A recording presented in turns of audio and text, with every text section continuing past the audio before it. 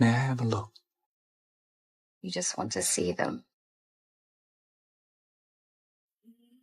17岁妙龄才女爱上中年大叔，纸醉金迷的生活逐渐让她迷失了自我，甚至要心甘情愿的献身，却没想大叔起身为她穿好了衣服，而这彬彬有礼的绅士风度令她更加为之着迷。殊不知这一切只是猎手营造出来的假象。女孩名叫朱莉，典型的别人家孩子，在老师眼中她是成绩优异的尖子生，在父母眼中她是刻苦努力的乖孩子，在同学眼中她是多才多艺的完美好友。一手优雅的大提琴更是使她的魅力更上一层楼，吸引了无数男孩的目光。但身为学校里唯一牛津大学候选人的朱莉，她十分清楚自己想要的是什么，并没因此盲目陷入爱河。伦敦的大雨说下就下，雨中的朱莉略显狼狈，一辆限量款汽车停在了她的面前。 Look, if he had any sense, he wouldn't take a lift from a strange man, but I'm a music lover and I'm worried about your cello, so what I propose is you put it in my car and walk alongside me. 大叔风趣幽默的搭讪方式，成功逗笑了涉世未深的朱莉，更是掏钱当作押金，将大提琴放进了车内躲雨。风趣幽默的话语与令人舒适的距离把控，将成熟男人的儒雅绅士展现得淋漓尽致。在惬意的交谈中，朱莉不知不觉地便搭上了豪车，而大卫看似无意的查看时间，成功让朱莉看到了他腕上的名表，连他都未发觉，自己脸上的笑容愈发灿烂。情窦初开的女孩以为遇见了真命天子，殊不知这是顶级猎人布下甜蜜的陷阱。自这天起，家门口的浪漫鲜花以及街角不经意的偶遇，在朱莉眼中变得顺理成章，如同所有懵懂少女一样。她期待着这样的浪漫。大卫邀她一同去看音乐会，朱莉的父亲本不同意，可在见到大卫后，一向蛮横专制的父亲也被他的风趣谈吐所折服，而母亲更是对他喜爱有加，愉快地同意了朱莉晚归。就这样，猎人在两人的眼皮底下带走了猎物。音乐会上，朱莉认识了大卫的发小及其女友海伦。望着海伦华丽又昂贵的衣裳，朱莉的言语中充满了羡慕。朱莉的心瞬间便躁动了起来，远远地瞟了一眼大卫，但此时的她还没完全被欲望蒙蔽双眼，很快便抑制住了内心的渴望。听完音乐会后，他们又去了高级餐厅。朱莉朴素的衣着与稚嫩的素脸在这里显得格格不入，而周围高雅纸醉金迷的氛围令她沉醉其中，逐渐侵蚀着她那颗纯粹的内心。在听闻朱莉喜爱艺术品时，大卫邀请她一同参加近期的拍卖会，可朱莉遗憾表示周五自己还要上课。而望着周围的灯红酒绿以及同伴们期待的眼神，朱莉终是鬼使神差地答应了下来。被大卫送回家时已是0点，过了规定的11点，可母亲并没因此责备她，反而在清洗着厨房的琐碎。当平凡琐碎的生活与高奢华丽的生活发生碰撞，那种强烈的对比与冲击给尚且懵懂的朱莉造成了极大的冲击。 How was your evening? Best night of my life.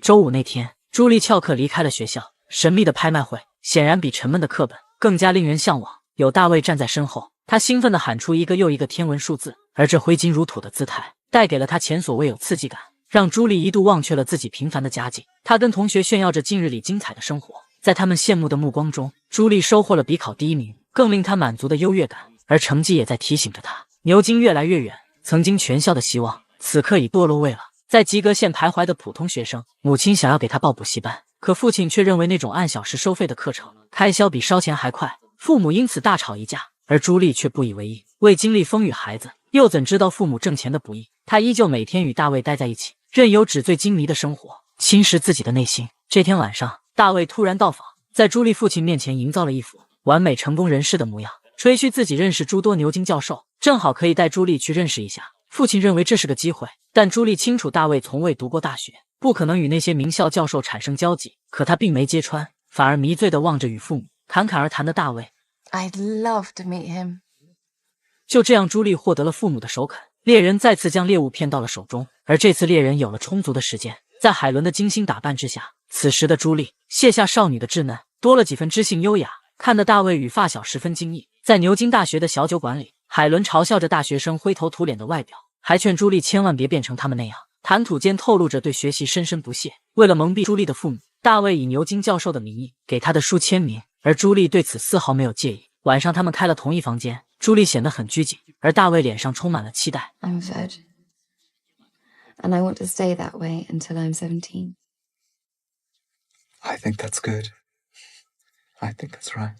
他希望自己的猎物能全身心毫不保留地交出自己，于是绅士地为他穿好衣服，这份温柔让朱莉觉得眼前的男人值得自己托付一生。暧昧的关系也在这晚变成了情侣。次日，朱莉看到大卫和发小从他人家中骗走了一幅画，看着身边的名画，她的眼中噙满了泪水，意识到大卫所做的勾当是从无知的人那里低价收购藏品，再高价转卖给上流社会的富豪。朱莉首次从大卫完美的人设身上看到了狡诈奸恶的一面，回想之前花过的这些不干净的钱，她的内心泛起一阵恶心，准备离开这里。可她不知自己早已成了大卫手中待宰的羔羊。 If you don't like it, I'll understand, and you can go back to Twickenham and listen to the home service and do your Latin homework. But these weekends and the restaurants and the concerts, they don't grow on trees. 这短短的几句话，瞬间便瓦解了朱莉那猛然爆发的圣母心。由俭入奢易，由奢入俭难，已经适应纸醉金迷生活的朱莉，又怎会放弃如今精彩的生活？回家后，朱莉向父亲炫耀着牛津教授的签名。大卫在父母心中已然成为贵人，而校长看到朱莉一落千丈的成绩，苦口婆心地劝说她不应在这个年纪沉浸物质与享乐中迷失自我。你想要的一切都可以通过自己的双手努力获得。但显然，此时的朱莉一句也听不进去。生日那天，大卫带来了满满一怀抱的礼物，父母更是对他的到来表示强烈欢迎。在听闻大卫要带朱莉去巴黎庆生，父亲更是欣喜地答应了下来。很快，朱莉要去巴黎旅游的事在同学间传开，大家纷纷找上他代购奢侈品。老师也听说了这事。You can do anything you want, you know that. You're clever and you're pretty.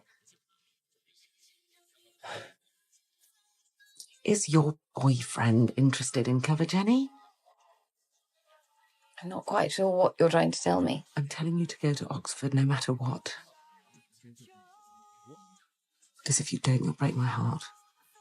不知不觉间，朱莉已然将牛津抛之脑后，在她那已然偏离的认知体系中，获得学位似乎也并无太多实质意义。即便拥有了那份荣耀，最终也不过是如老师一般，在小小的一方天地里教书育人罢了。而此刻的她，已然收获了自己渴望得到的一切，又何苦再去投身于那令人倍感压力的考试之中？她全然沉浸在当下所拥有的满足感里，曾经对学术之路的那份热爱与向往，已消散于无形。巴黎的繁华与浪漫随处可见，朱莉的虚荣心在大卫精心布置的甜蜜陷阱中得到了极大的满足。在这醉人的美景面前，她沉醉其中，心中的烦忧与家庭的琐碎也渐渐地被那余晖所散发的温暖悄然融化消散在空气中，留下的只有独属于二人的浪漫世界。至此，猎人完美俘获了才女全部身心。回到学校，送给老师的香水让朱莉变得底气十足。然而面对这份礼物，老师却是不屑一顾。 If I took it, I feel I would be betraying both of us. 之后，朱莉依旧辗转于上流阶层之中，在以此载歌载舞的享乐后，大卫突然向朱莉发出求婚。女孩没想到自己还未毕业就要嫁人，紧张地回家询问父母意见。令她惊讶的是，在得知结婚对象是大卫后，父亲竟是强烈的赞同，直言嫁给大卫就不必再去牛津了。此时，仅仅在他们生活中出现了1年的大卫，却以一种近乎碾压的绝对姿态，轻而易举的就将三人历经18年殷切考取牛津的期望狠狠碾碎了。 You just send me prowling around nightclubs. It would have been less trouble and I might have had more fun. I don't know about nightclubs. I know about education. He wouldn't want you if you were thick, now would he? 朱莉欣然答应了求婚，她毫不掩饰地在课堂上展示自己的钻戒。老师对女孩的选择表示遗憾，校长也觉得不可思议。他告诉朱莉，完成学业后再结婚也不迟，那时人生将会多一份选择。而朱莉却坚定地认为，自己已经得到了渴望的一切，与其浪费时间于枯燥的学习上，不如尽情享受外面精彩的人生。就这样，朱莉选择了辍学，与昔日的伙伴从此分道扬镳。订婚的日子即将来临，在去一家高档餐厅的路上，朱莉发现大卫车厢里来信的署名竟是大卫夫妇，并且收件地址离自己家很近。这一刻，朱莉恍然醒悟，她曾经以为的偶遇都是大卫精心的布局。她就像是一个猎物，在浑然不知的情况下，心甘情愿地走进了猎人的圈套，自己背弃一切所换来的只是成为一个第三者。面对朱莉的质问，大卫解释自己与妻子早已没了感情，随时都可以组建新的家庭。这样的说辞是多么的讽刺，似乎每一个出轨的人都会用这句话来蒙骗受害者。而神奇的是，这句话总能安抚女孩们的不安。朱莉希望她去跟自己的父母解释，大卫说给她2分钟，梳理一下自己的思绪。可等朱莉刚进到家门，大卫就无情地扬长而去。至此，她终于彻底认清了这个虚伪的男人。次日，不死心的朱莉抱着最后一丝幻想找上大卫家，刚好撞见大卫的妻子，对方一眼就看出了女孩的来意。女人丝毫不敢奇怪，但却惊讶于这次的女孩竟如此年轻。You're not in the family way, are you? Because that's happened before.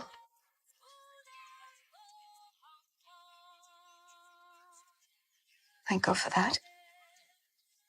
终于，朱莉的所有幻想瞬间破灭。看见女儿绝望的样子，父亲准备去给大卫点颜色看看。You're my father again now, are you?